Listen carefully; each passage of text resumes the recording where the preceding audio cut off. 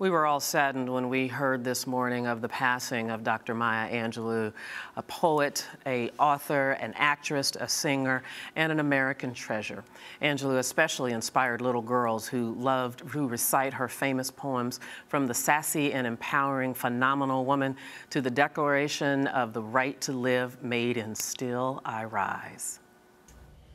Out of the huts of history's shame I rise. Up from a past rooted in pain I rise. A black ocean leaping and wide, welling and swelling, I bear in the tide.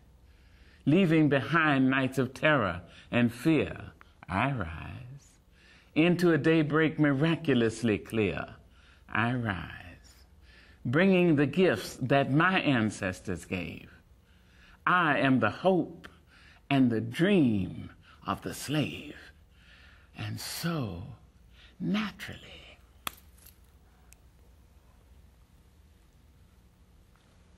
there I go rising. Nobody like her. Among her many devoted fans, she counted at least 2 U.S. presidents, Bill Clinton and Barack Obama, who awarded Angelou the Presidential Medal of Freedom at the White House in 2011. Harriette Cole is an author, editor, and leadership coach, and she joins us here in our Rise America studio, as well as Pearl Cleage, who is the author of Things I Should Have Told My Daughter, and she joins us by phone from Los Angeles, California. Welcome to both of you to Rise America. Well, thanks for having me. Thank you. Oh, I know both of you know Dr. Angelou, and I call her that in honor of what her desire was. She liked to be called Dr. Angelou. You knew her personally, had interactions with her. Harriette, you're sitting right here with me. Is there, as you heard the news of her passing, was there a prevailing memory that struck you right away? There was. When I worked at Essence Magazine for many years, in fact, I moved to New York to work there, and in 1992, I had the great honor of producing a cover shoot with her.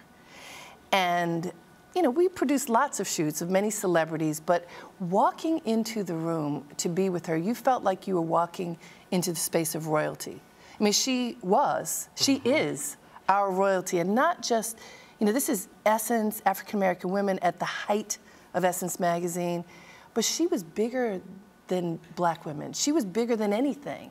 And being in her company, we all stood a little taller. We all felt a little bit more complete, because she was one who chose to use her voice and her life to honor everyone, especially black women, and to make sure that we felt proud, you know, phenomenal woman, to make sure that we knew how incredibly we were, both grounded and free. And so I remembered that moment and was able to find pictures of that moment that Dwight Carter shot of her, and you know, just to feel honored to have been able to be in her company on that time and many others. There was such a regalness to her presence. When she walked in the room, she really commanded it in a special way. Pearl, let me turn to you. You're a phenomenal writer, and I just read a quote of hers. She said, "Easy reading is damn hard writing." How did she influence you as a writer? Well, I think that her example to us as black women writers was so wonderful, because her writing was so beautifully done and so simple that you would feel like she was just talking to you across the kitchen table. I think that for many of us, reading I Know Why the Caged Bird Sings was a transformative experience for us as writers, because she was able to talk about all of the difficulties and challenges of her life, but never from a point of view of being victimized by those challenges, never from the point of view of being beaten down by those challenges. Her life was always celebratory. She always emerged as a person who was not going to be made to be less than who she was. And I think that for many of us, that was a very freeing kind of experience, because it gave us permission to write about everything, to write about all the good stuff, to write about all the bad stuff, and to be very clear about the fact that it was our intention to rise above all of that and to be the women that we were born to be. Indeed, and you know, she was a brilliant writer, but she was so multifaceted. I mean, she sang, she wrote, exactly. She acted, she danced. She danced. She cooked. She was in Alvin Ailey. She was what we call a Renaissance woman. But as you were saying about her writing, For anybody who's tried to write poetry, it's one of the most difficult things to do. Prose is hard enough, but she took the time to process. And you know, if you remember her story, she didn't speak for almost 6 years because she thought that her words killed her assailant. And when she chose to speak, she chose to lift us up, to use her words for the enlightenment of all. She could have made any kind of choice, but these 86 years that she lived on a planet will live on forever because she took the time to process her thinking and put it into words that we can hold on to and digest for generations to come. Yeah, Pearl, you know, we know, we being regular folk, know Maya Angelou as, you know, a poet laureate and as Oprah Winfrey's friend.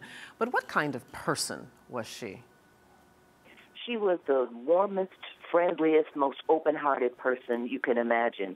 I met her actually for the first time at a party, a house party, in the home of a friend of ours, Dr. Richard Long, who taught at Atlanta University for many years. And he had a party for her when she came to Atlanta, and I had admired her, but I had never met her. So when I realized she was going to be there, I was so excited to meet her, but absolutely intimidated by the prospect. And I was kind of hanging around the edges of the party trying to be in contact but not force myself into anything. And at a certain point, our friend Dr. Long came up to me and said, "Maya would like to see you in the kitchen." And it was such a kind of summoning that I instantly, you know, went to the kitchen to see what she wanted to say to me. And she was in there rattling pots and pans. She was a wonderful, wonderful cook. So she was putting together the final touches on a dish she was making.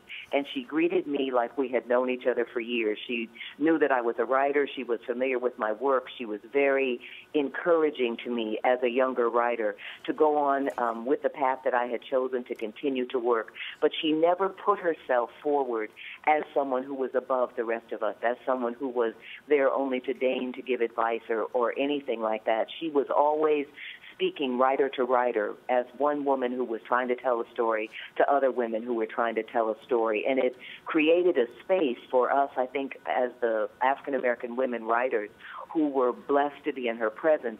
It created a space where we could talk honestly to her, writer to writer, about our work, about her work, about process, about what was hard, about what was easy. And I think that her ability to do that, to make you feel like you could talk to her over the kitchen table, was a great gift that she gave to those of us who had those opportunities to do that. You know, I want to get the perspective from both you and Harriette, but I'm going to start with you, Pearl.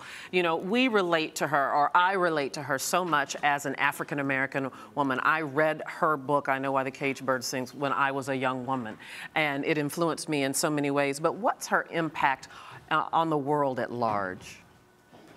I think her impact is tremendous, and I think that sometimes we are so loving toward her and so much wanting to claim her for our African-American female sisterhood that we are reluctant to also put forward the fact that she was, if anyone ever was, a citizen of the world.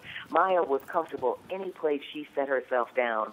She was comfortable there. And I think that people who encountered her all over the world, in South Africa, in Paris, wherever she was, felt that same kind of warmth and openness. So that while she certainly is beloved by those of us who are also African-American women, she is a great American writer. She is in the American canon as someone who deserves to be considered and thought about and studied along with any other great American writer. And I think people around the world really feel that, as well as people in this country, that we feel not only her gift, but also the loss of her presence on this planet. Absolutely. Well, we're joined in this conversation by George Faison, who is the artistic director of the Faison Firehouse Theater. Knew Dr. Maya Angelou personally, had holiday meals with her. Yes. I'm glad you made it in. You were rushing trying to get in. Glad. We just really, literally only have a minute or so left in this show. But what was it like to have a meal with Maya Angelou? Oh, meals, vacation, parties, anniversaries. Maya threw. Oprah threw parties for Maya. There were cruises, unbelievable things, and we did all sorts of I imagine the wonderful conversation at the table had to be titillating. Absolutely, because you could be sitting by a brain surgeon or a nuclear physicist, as well as the artist and the dancer and the singer and all of those people, and then she could throw down in the kitchen as well. So she cooked a mean, suffocated chicken. But what she left us was the love that we should have for one another. She would always preach, and I would say preach, that no matter how you came to the table, you could be rich or poor, black or white, pretty or plain, gay or straight, any of those things. Maya embraced all those people and all of those ideas. You know, I actually have a memory of Dr. Angelou. She came and she spoke at the university when I was in veterinary school, and that presentation changed my life. I'll never forget. She came from the back of the gymnasium all the way through the crowd singing, followed by African drums. And then she got up there and her words literally changed my life. I became a motivational speaker and I would channel like Maya in my head. That changed. Yeah, but she was such a powerful presence. So I want to end here, Harriette. She has so many quotes that we all know. One of them is, you know, people will forget what you said, they'll forget what you did, but they'll never forget how you made them feel. Very quickly, what does she say that you'll never forget? I love that one, but just the sense of phenomenal woman, that she taught us to love ourselves and to stand strong, to stand up to the sky. Yeah, she was wonderful. And be fully us. We're out of time. George Fazan, Harriette Cole, Cleage, thank you to all. Thank you for joining us. We'll see you tomorrow.